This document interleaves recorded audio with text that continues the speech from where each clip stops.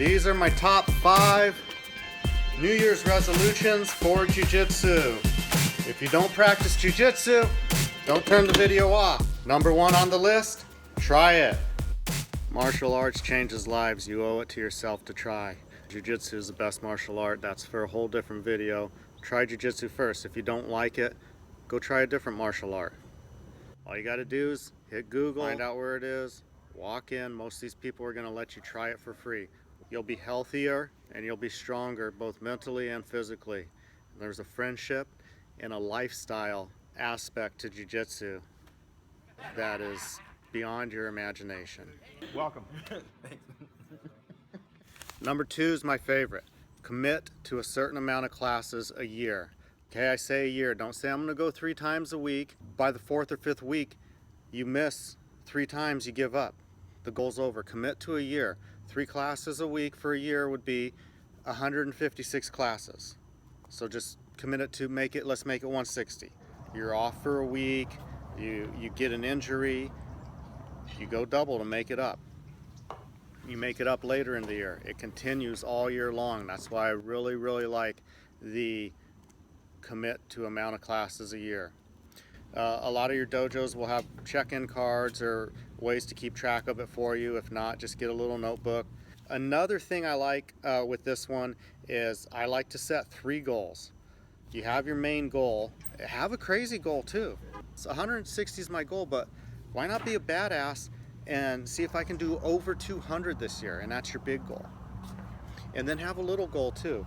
Well, my goal is 160, but there's no way I'm gonna go through 2017 without doing at least 100 classes or 120 classes. That keeps you on track throughout the year. It doesn't give you the excuses. It doesn't give you the outs. This goal will help you show up with injuries. I'm not saying train through injuries, but you can still show up. Maybe you can only do the technique, but you showed up to class. That counts. Goal number 3, compete. I want to compete this year if you've never competed.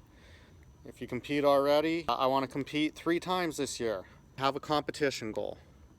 If you haven't competed, talk to people who have, and most will tell you, they'll come up with some random number. I don't know where they get this formula, but everyone has a little bit different one, but they'll tell you one competition's worth 5 classes or 10 classes or somewhere there in between.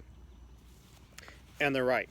A lot of things happen when you challenge yourself and you decide to compete.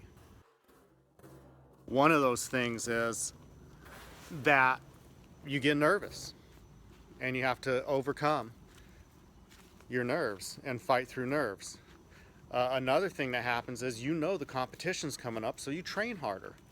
Whether you win or lose, you will learn, and you'll probably learn more if you lose. If you get the second spot on the podium instead of the first, there's going to be a reason why that happened. And whatever that is, you will correct. If you get caught in a certain submission, you will learn the escape to that submission. You'll come home, you might be a little upset, and you will drill the shit out of that escape so that never happens to you again. Competing will absolutely up your jiu-jitsu game. It's my number 3 top New Year's resolution for jiu-jitsu players. Number 4 is a tough one. Practice perfect. My sensei has a great saying. I don't know if it's an original or where he got it, but he says practice doesn't make perfect. Perfect practice makes perfect. And this is a really tough one. But you can practice better. You can make a commitment to practice better all year. I want to have a perfect practice where I'm totally focused at least once a week or once a month. By doing that, you'll practice better. Every extra rep counts. Every rep counts. Start counting. When your sensei shows a technique and you drill, start counting. See how many repetitions you do of that technique, whether you know it or it's new to you, or you've been doing it for years. Who cares? How many times did you rep that technique? Did you sit there and chat with your partner, talk about your weekend, and do it twice, 3, 4 times before sensei moves on to the next? Or did you focus, buckle down, and bust out 25 reps of the technique, whether it's a new or old technique? Did you bust out reps? Did you roll every round of randori? Did you show up late, or were you there on time, or were you there even a little early? That's the perfect practice. You're there early. You're a step ahead and you're the last one to leave. Practice doesn't make perfect. Perfect practice makes perfect. You got to be at least a blue belt for number 5 on my list. If you are, teach. Ask if you can assist in a kids class. That'll really up your game. Those little monkeys ask so many questions. They put you on the spot to come up with the answers. Teaching reinforces what you learn, and teaching kids, they'll question everything. They'll really reinforce what you learn and make you prove it. But if you can't do that, start helping white belts out. Put their hands where the hands belong on the move. Talk them through it. And that talking, that verbalizing, that showing somebody else reinforces what you've been learning all this time, and it tightens up your game. It's my number 5. Teach. Pass along the knowledge. I got to go to class, but I got a bonus one for you. Before I go train, yoga. I'm probably going to have to put this one on my list myself. I did not do much yoga in 2016.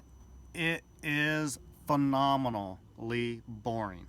To me, yoga is boring, especially if you're a Jiu Jitsu player and you're used to rolling and Jiu Jitsu practice. Yoga is a boring and probably the most beneficial exercise and body, mind, spirit connection, most beneficial thing for you on the face of the earth.